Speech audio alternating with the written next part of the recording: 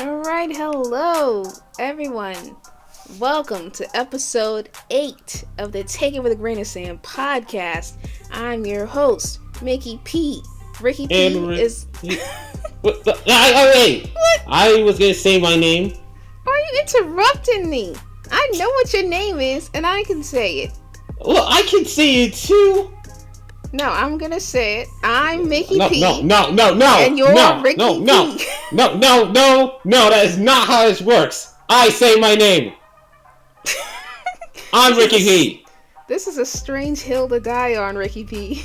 No, it is not. It's my name. It's semi my government name. I have the right to say my name. Okay. You don't have the right. I don't have the right. No, you don't. I came out of the womb first. Who cares about that? I do. I'm the oldest. I say your name. Ricky P. Ricky P. What you gonna do? No. You want me to do something? You want me to do something? No, I could just go through this screen right now. We can go. We go right now. No, we don't have time for that. We gotta introduce the segments to the people. They're fine. Whatever. Today, on the Take It With a Grain of Sand podcast, we are talking about the Titanic. It's a stand-up segment. We've got a Reddit review, and then we've got a funny discussion for you at the end. Stick around. And I don't know why we're doing all this yelling in the intro and all of this arguing. It's unnecessary. Oh, really? Yo, I'm still pissed that you still did that intro without me. That's water under the bridge, Ricky P. You did the intro. This is our show, and you not only did the one intro without me, you're also saying my name. It still hurts. That sounds like a ridiculous grievance that doesn't matter. So, can we just get into the show? Fine. Without further ado, let's get started.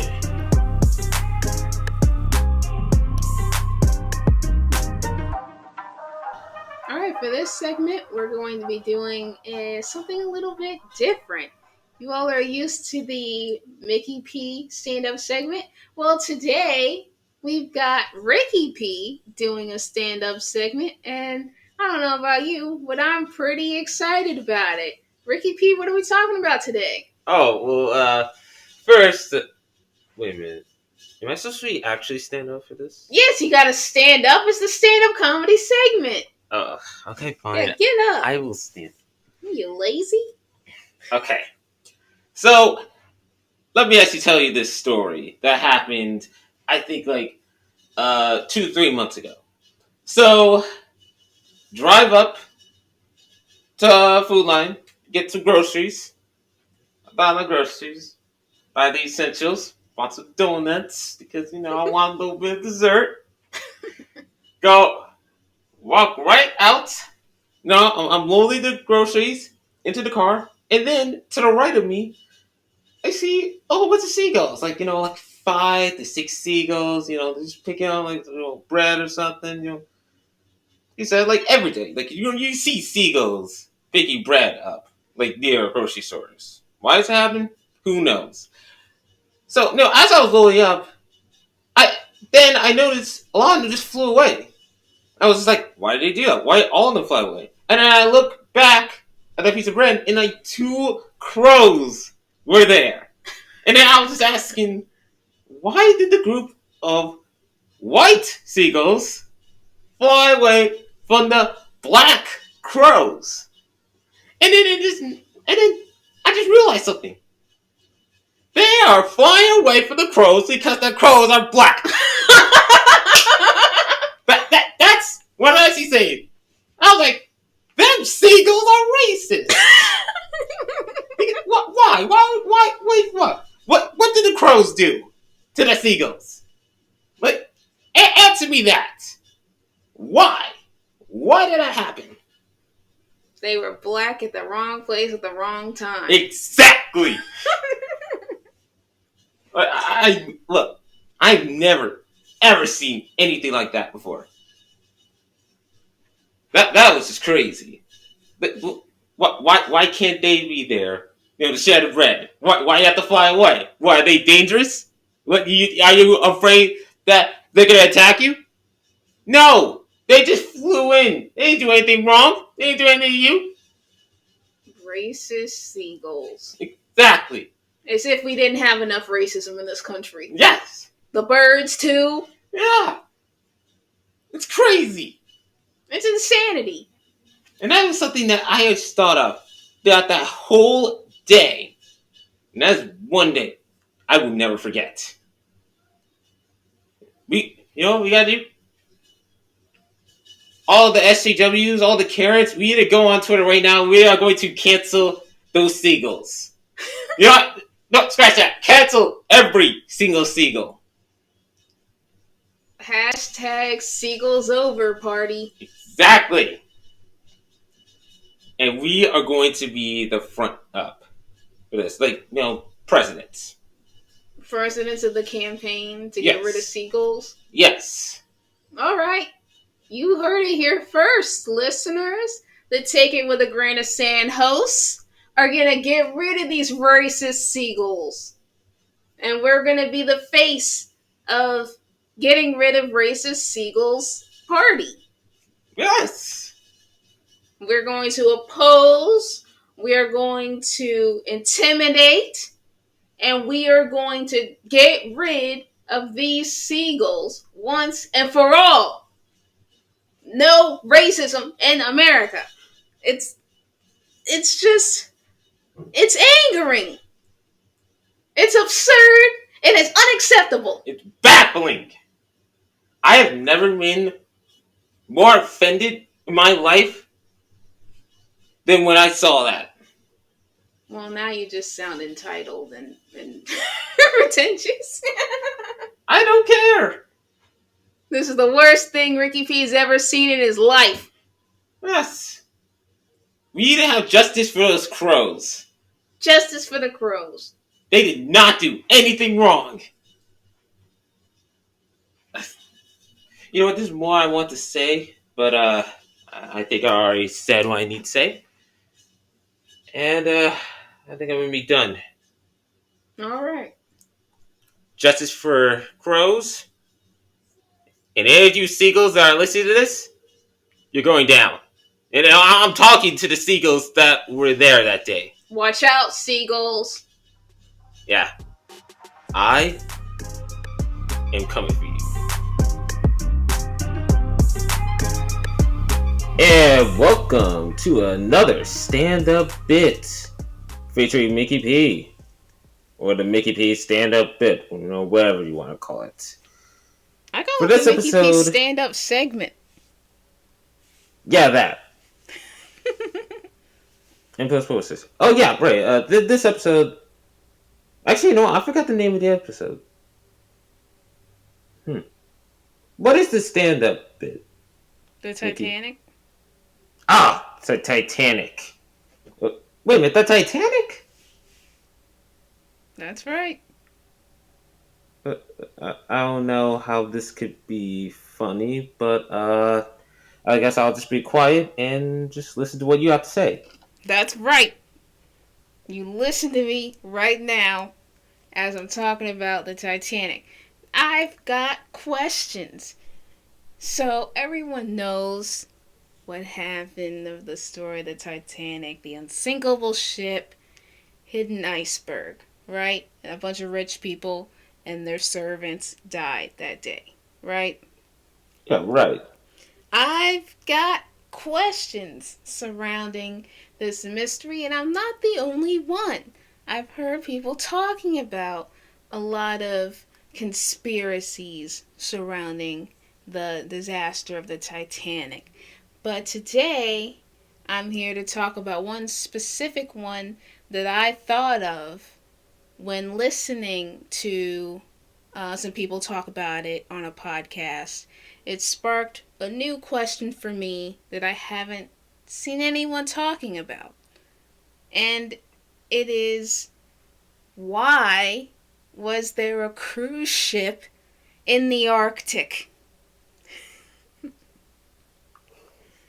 Could, Um, could someone answer me that? The cruise ship was in the Arctic. What kind of cruise is that when it's freezing cold? That I doesn't make any mean, sense to me. Usually, when you go on a cruise, you go on a cruise in the Caribbean, I right? mean, this was like 1930s or 20s, whatever it came out, like 1910s. I don't really think that was actually an idea anyone would have thought of. Ricky, that makes sense to you? They didn't think of maybe we should cruise in the warm water?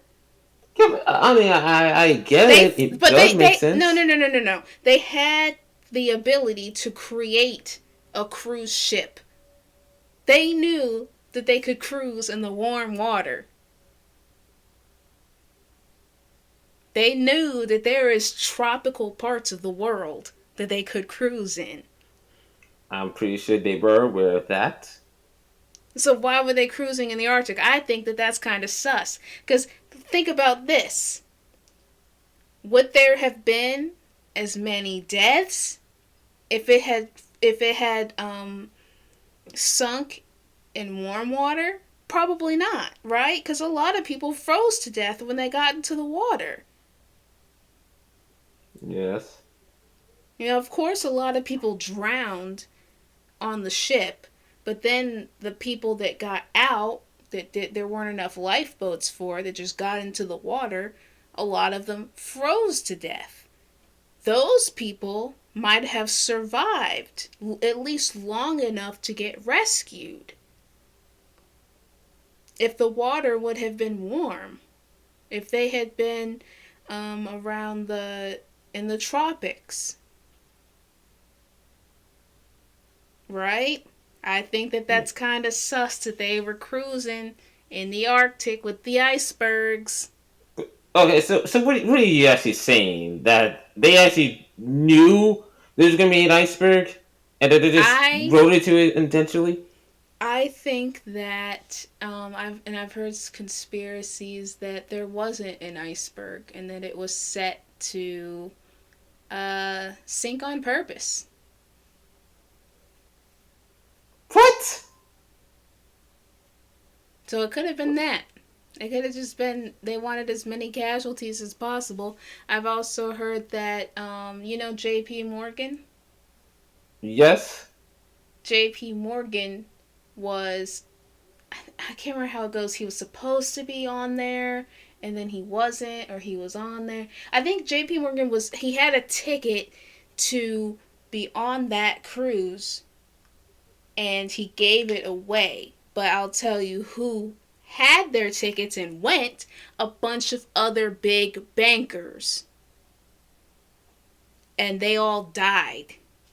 They said that he wanted them to go on this cruise in order to kill them and have no one know, so that he would have less competition in the banking game. And I think in Uh, order to ensure that these high profile bank aristocrat guys, to ensure that they would not survive, having the ship be cruising in the Arctic really increased the chances that they would die. I never Right? heard this. Uh, That's uh, something. It's something I heard. It's just a conspiracy theory. I mean, it could have been coincidental. Maybe J.P. Morgan was actually something came up that day and he couldn't make the cruise, and he was thinking, "I'm rich. I'll take the next one," and it was all hmm. coincidental. But maybe it was intentional. Because I go back to my original question: why cruise in the Arctic? Can you answer that, Ricky P? uh, I mean, no, I can't. Exactly. There's no reason to cruise in the Arctic except to kill. That's what I think. Look, you know what? Remember what we were actually talking about? Would you rather in the previous episodes? Yeah. Well, I'm guessing if we had the ability to time travel, like you said, I would say I would want to travel into the past. If we had time, if we had like the ability to time travel, Mm-hmm. I'm guessing we could just time travel back into when the Titanic was set sailing, and we could just see for ourselves. Was it an They iceberg, did that or on was an it something else? episode. They did that on an episode of Family Guy. Yeah, but no, that's just what they think. And plus, not to mention, what about the survivors? They told a story. But the I mean, survivors didn't actually know what happened. They only knew from their own perspective. They didn't see, like, we don't know if they saw an iceberg. All right? We all I mean, know that. We only know there's very few survivors, and we only know from their perspective. That's not the whole story. yeah, but And how did the ship? we'll never know if J.P. Morgan wanted to kill the other bankers. They don't know Yeah, that. the then there's another question. Okay. How did the ship break in half? If it was an iceberg, then what broke the ship? Explosions. Explosions! Bombs. Bombs! They Wait, had really? bombs back then. No, I know they had bombs. They had bombs to the ship? They might have brought bombs. You know, J.P. Morgan could have paid someone to do that. He was very rich. And money talks, little brother. And maybe on that day, money was saying, we gotta kill these bankers. Yeah, but who did he give the money to? The people that installed the bombs. Okay, Before the this ship is... set sail, he probably had some henchmen go up there and secretly put in some sort of explosives in the ship, and they set them to go off at a certain time, and maybe they did it in a cascading way down the side from the inside of the ship in a way that made it feel like they were hitting an iceberg.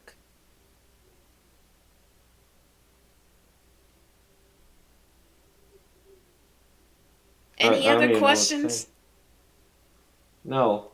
No, no, now, this sounds unreal. Like, I was following the conspiracy, and as soon as you actually said bombs, that's why I just completely dropped off. There is just no way. That is just really, really to the extreme and really outlandish. Hey, stranger things have happened in history that were proven to be true. Like, Well, I can't think of an example. see, This is not a history lesson. Today we're just talking about the Titanic. You still can't answer my question. Why were they cruising in the Arctic? that's I just where they were cruising. Who Wait, cruises in cold water? it was 19. It was in the early 1900s. That doesn't mean anything. They knew what warm was. Yeah, Warm but had been invented. like what? What's the Caribbeans invented back then? Yes! Like, did anyone know you could just sail through the Caribbeans back then? Yes, they knew that.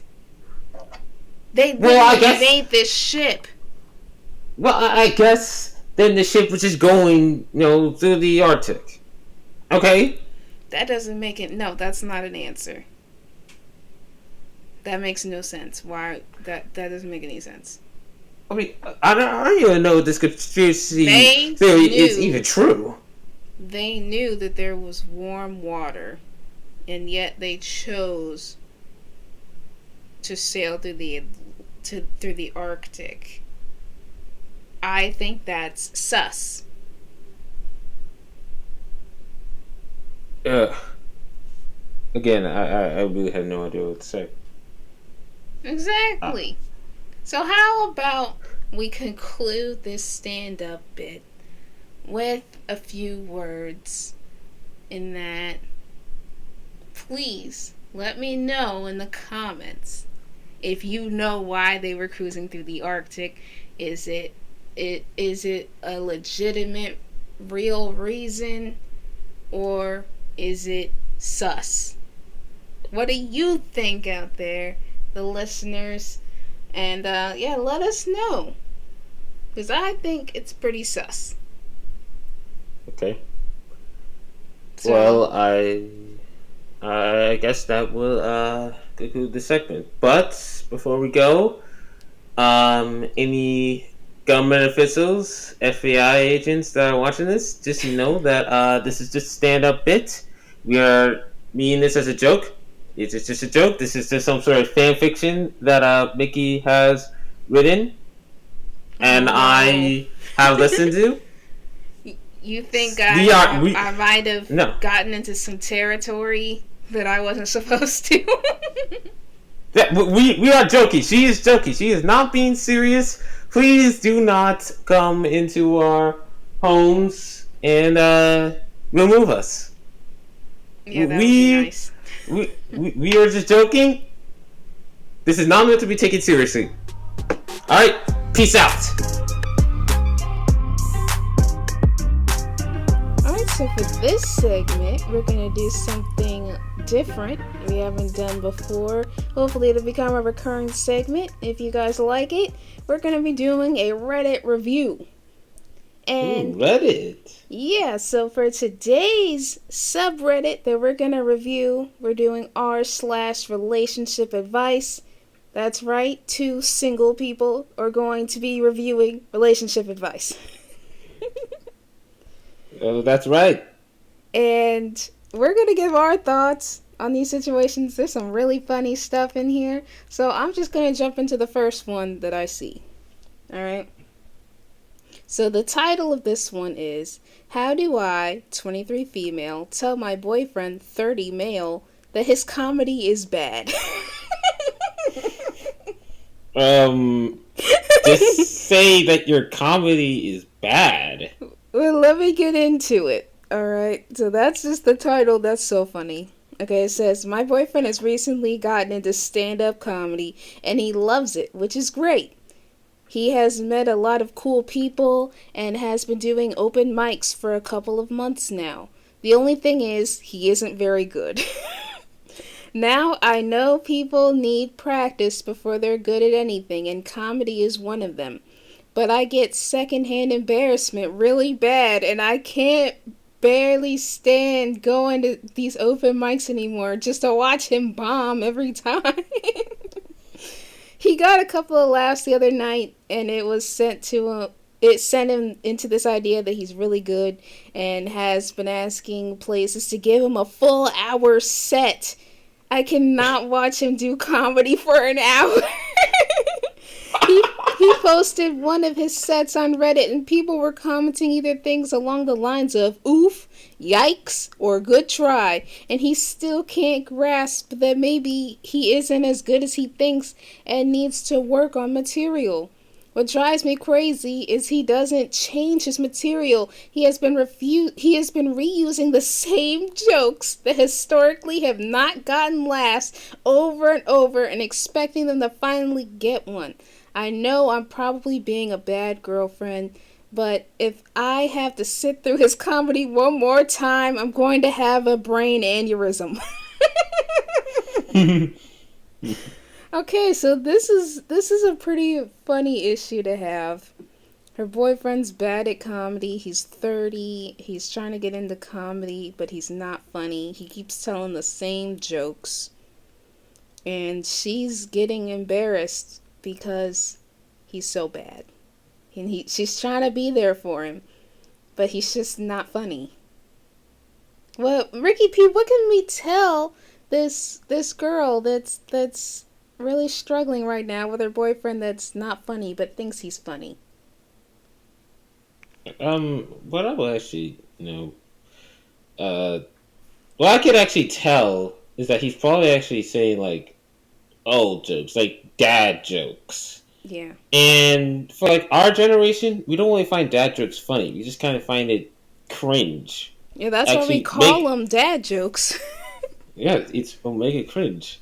You know what? Actually get people to start laughing. What?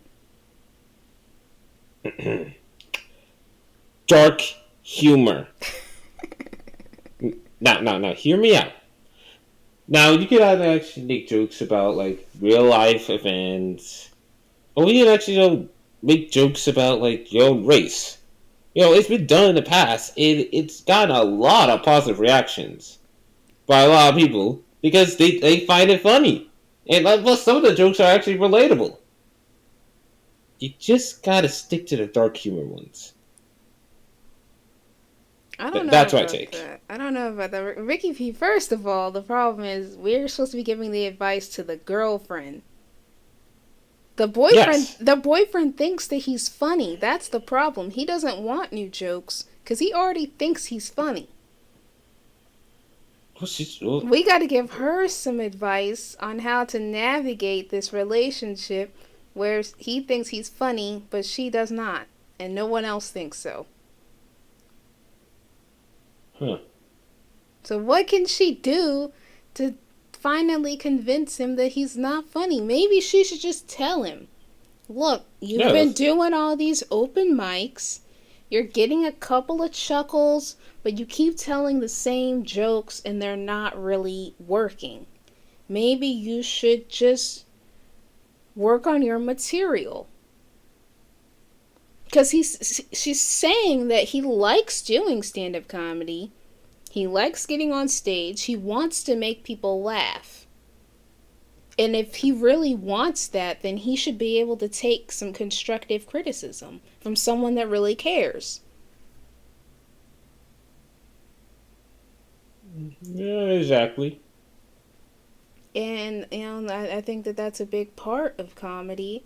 Big comedy typhoons probably, I'm sure they did the same thing. Like, Dave Chappelle didn't walk on stage and he became the David Chappelle we know and love today, right? He had to take criticism. He had to bomb sometimes in order to grow.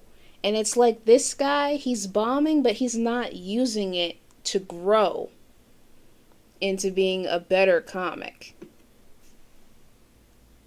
He's not changing his material, and he just thinks he's got it in his head already that he's just the funniest guy around, and he's already convinced, but he's not growing as a comic.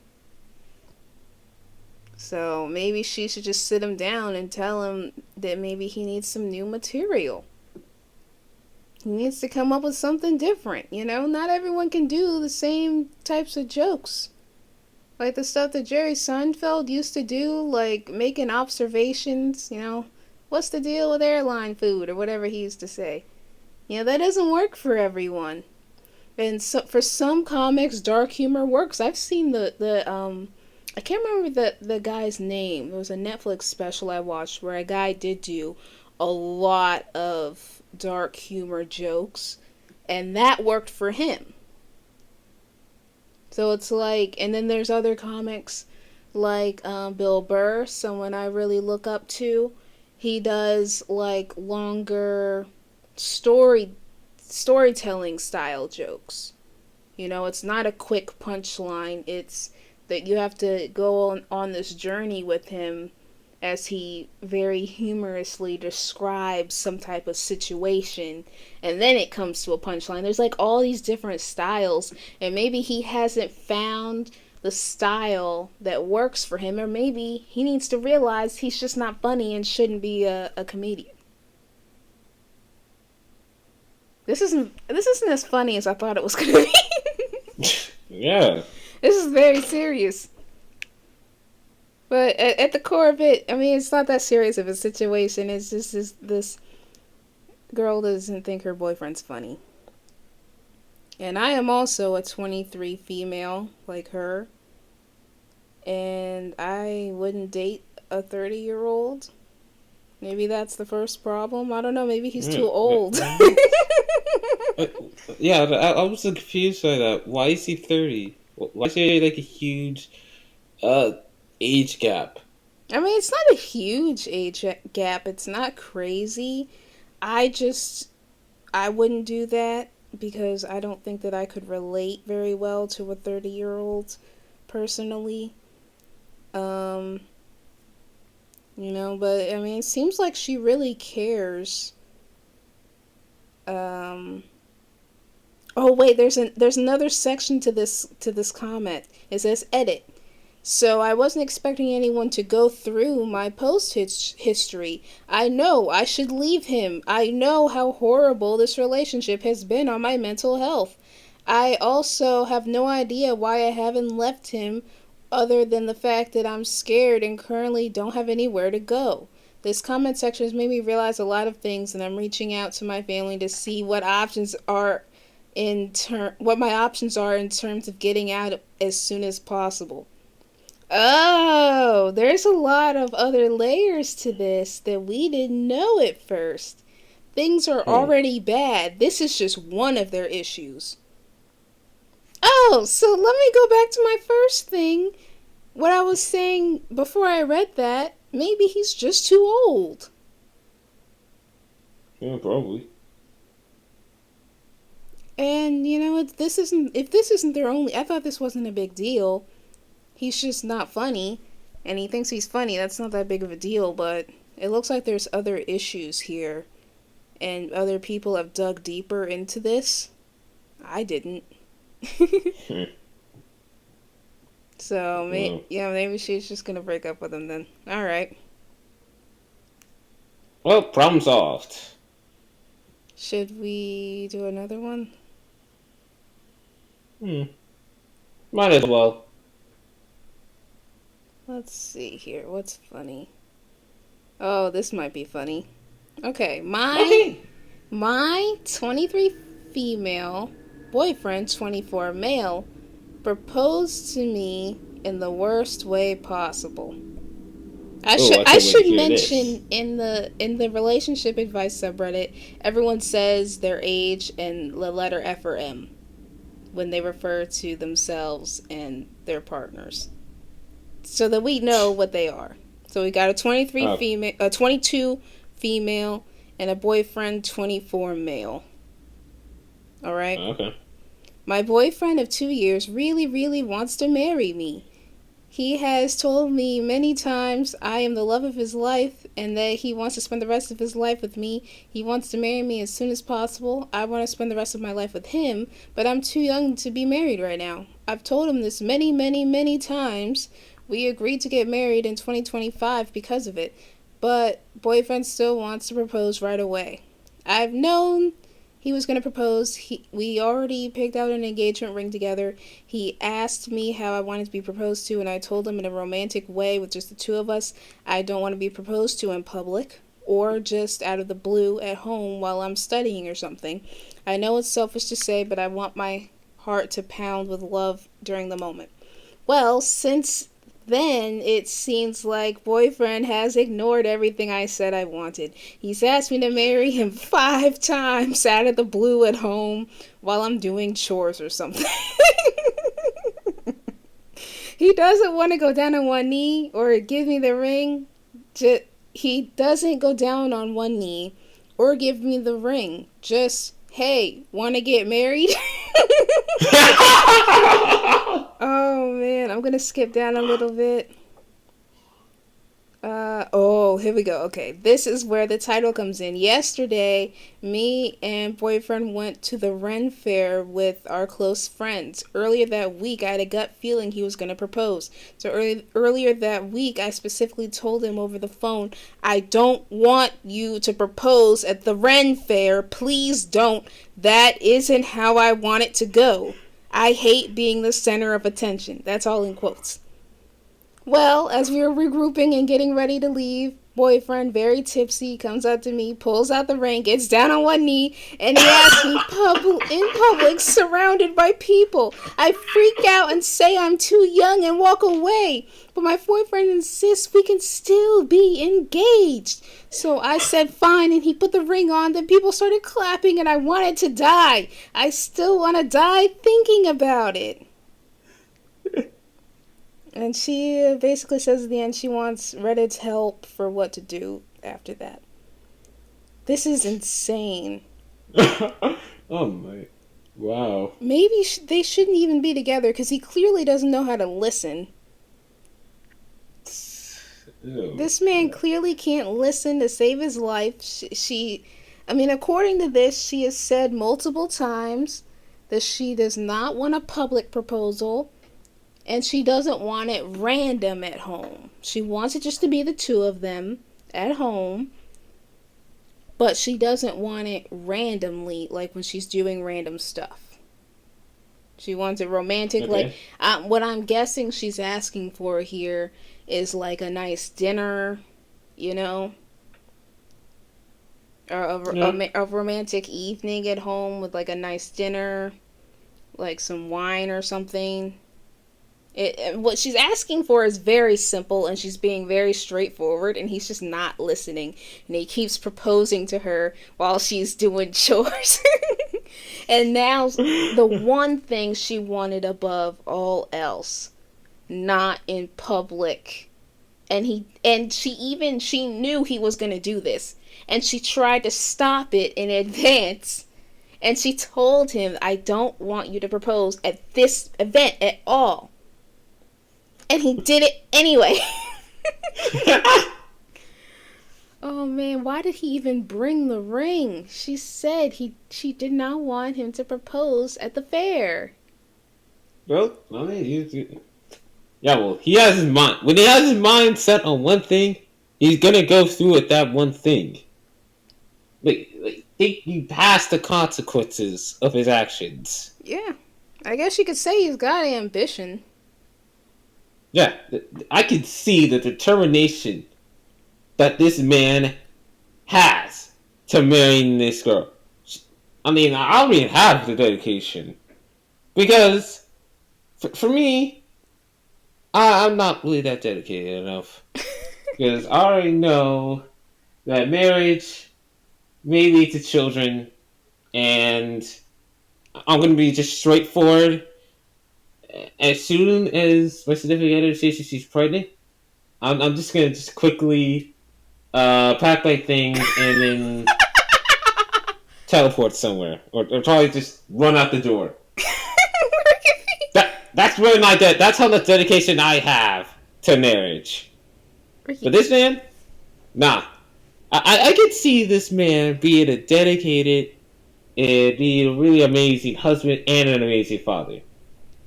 He's just thick-minded. That's all. Yeah, my problem is that he's not listening. She said he proposed 5 times while they were at home. 5 times. He can't learn. He's not listening. Maybe they shouldn't get married. Maybe he needs to grow up a little bit and learn how to communicate and how to listen. What do you think, Ricky P? I mean, I guess you should probably just wait until you're at least like in your late 20s. Yes, she said they agreed to wait until 2025. I mean, yeah, why do you want to get married at the age of 24? That's just way too early for me. 25. Yeah, that's a reasonable She'll be 25 age. And he'll be 27. Yeah, a reasonable age to get married. But he's like, now. I think that's the problem. Yeah, like, she's trying to wait, but he's like, now. And maybe that mismatch makes them incompatible. You know? Yeah. Because if that's something that's a big deal, And if you can't come to an agreement about that, then maybe it's not going to work.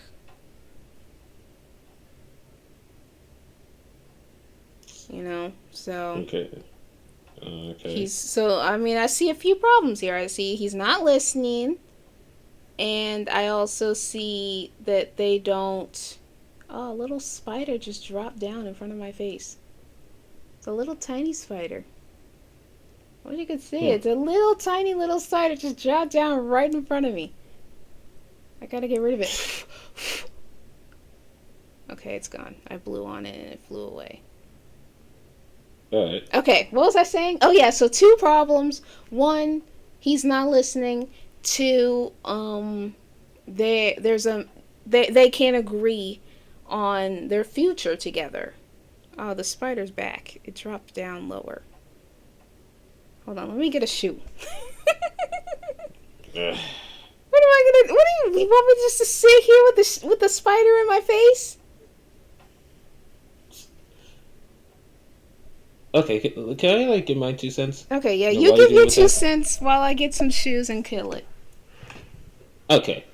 So what I can really say here is that in order to really be together, actually be married, you really need to be like both of you need to be on the exact same mindset in order for the marriage to actually work.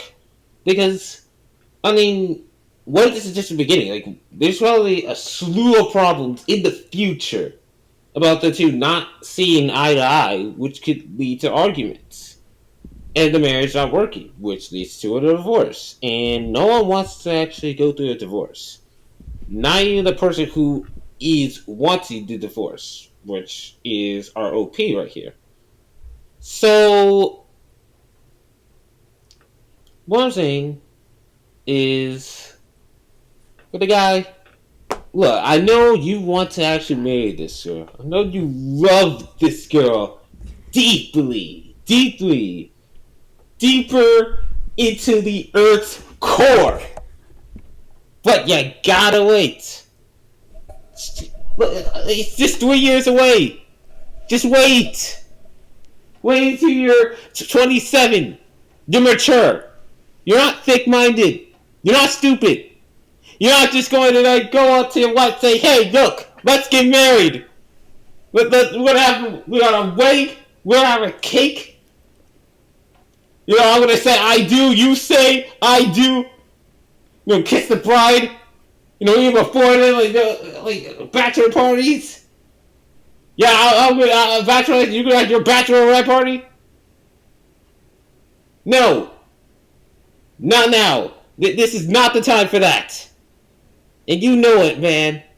You know it. I know it. Mickey knows it. Everybody who is listening right now knows it.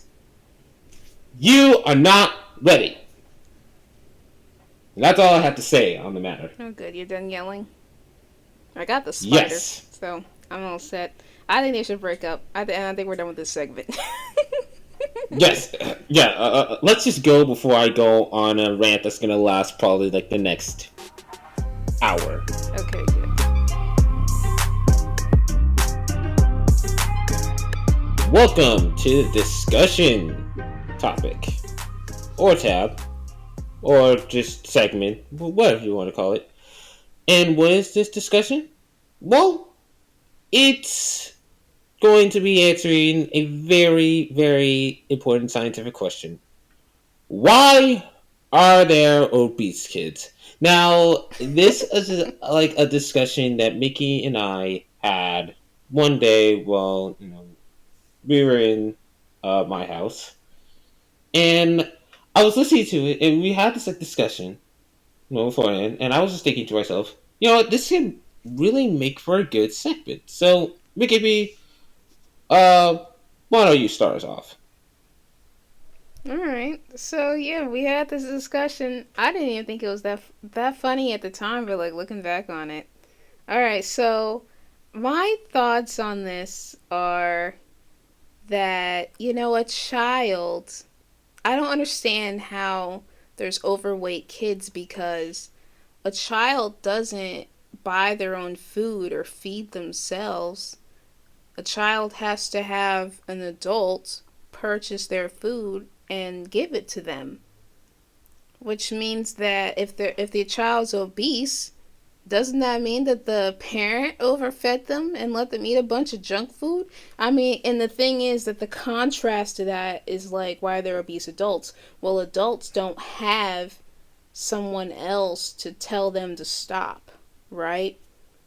They Yeah. can go out and buy their food, whatever food they want, and eat as much as they want, and they can buy a bunch of sweets and eat all of it, and there's no one to tell them no. But a child has someone to tell them no. So why are there so many obese kids?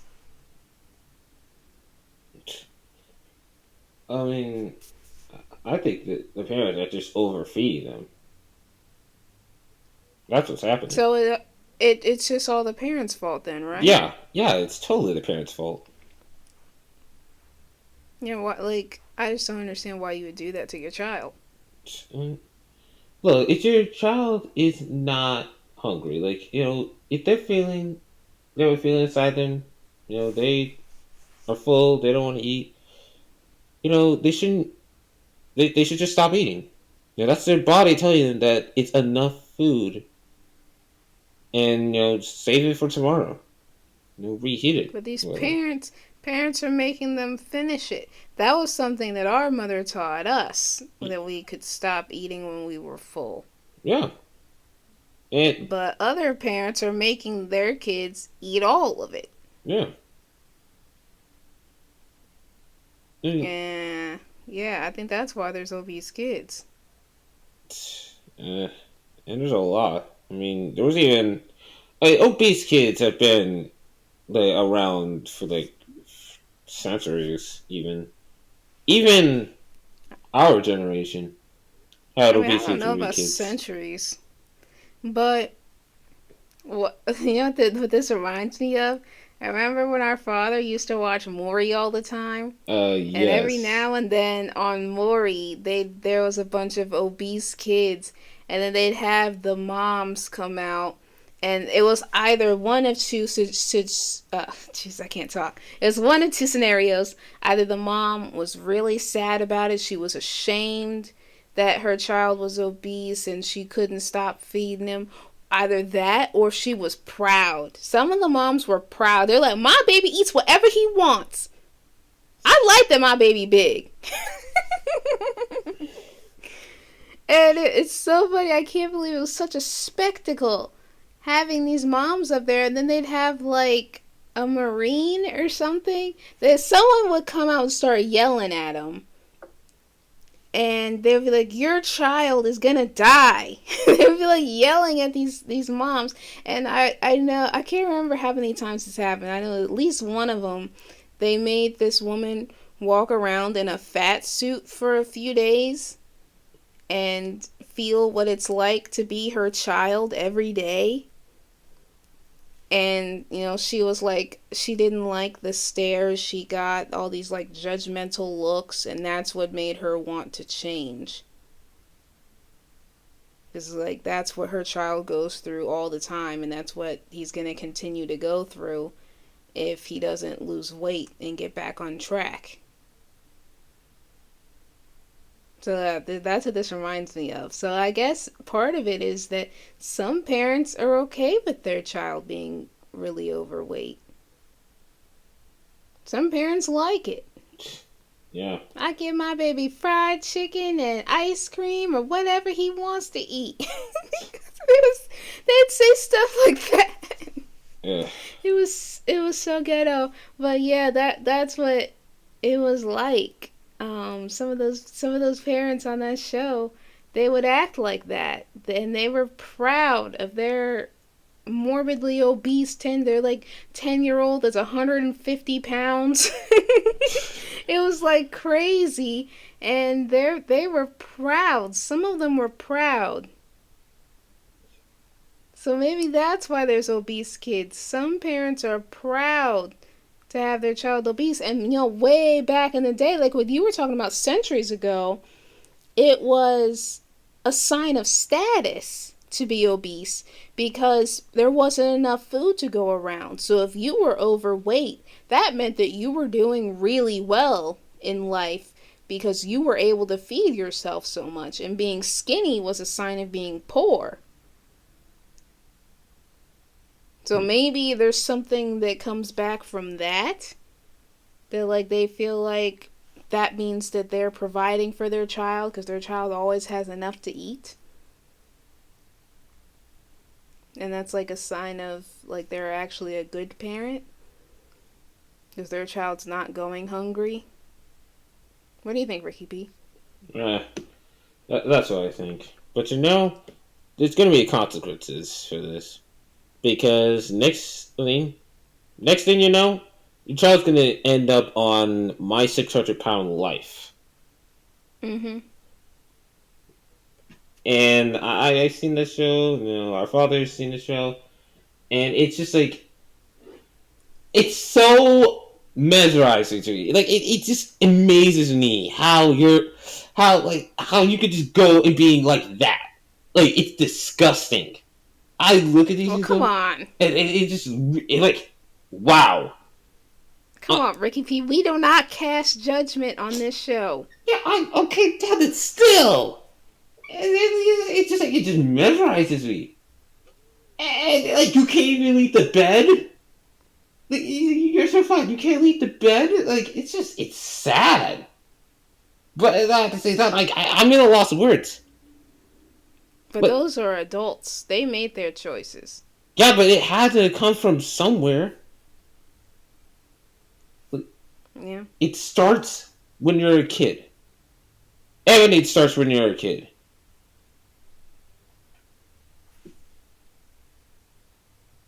Yeah, that's true. So, how can we wrap this up? What are our final thoughts on obese kids? Ugh. Parents, you need to take better care of your kids. Do not let them be fat. And to go off of that, I think that the good news is that it's so easy for a child to quote unquote lose weight. Like a child doesn't really have like a chubby child doesn't really have to lose weight because they're just going to grow and they'll grow into it. Cuz I remember that like in kids I saw in elementary and middle school that were kind of chubby. When they got taller, they didn't lose weight. They didn't have to change anything. They just got taller, and then they kind of fills out. Oh. And then they look like average weight. Then they become like a normal weight for a teenager as they grow. That happens to a lot of people actually. Oh. So I think like that's the good news. If you stop feeding them as much like sweets and stuff and they stop putting on more weight, if they stay the same weight and they just get taller, the weight just redistributes throughout their body and then they'll look like a normal like average healthy teenager even though they were chubby when they were 10. That happens to a lot of people. So I think like that's the good news, is that it's really easy for a child because they're going to get taller. Like a really little kid, like if they're like 7 to the 10, 11, right before they start really growing in their teen years. I think that that's the good news for them, is that it's not that hard for them to change. They don't necessarily need to lose weight. They just need to stay the same weight and get taller. Okay. So I guess that's my final thoughts, is that if you don't want your child to be obese as a teenager, which will be even worse because then they'll need to lose weight. If you don't want that, just stop feeding them as much garbage, and then they can just maintain their weight, and then they'll get taller and everything will be fine. So I think that's my final thoughts on obese kids. All right. Alright, that's it for today's episode. Remember to stay tuned for our next episode. And also remember to always take it with a grain of sand.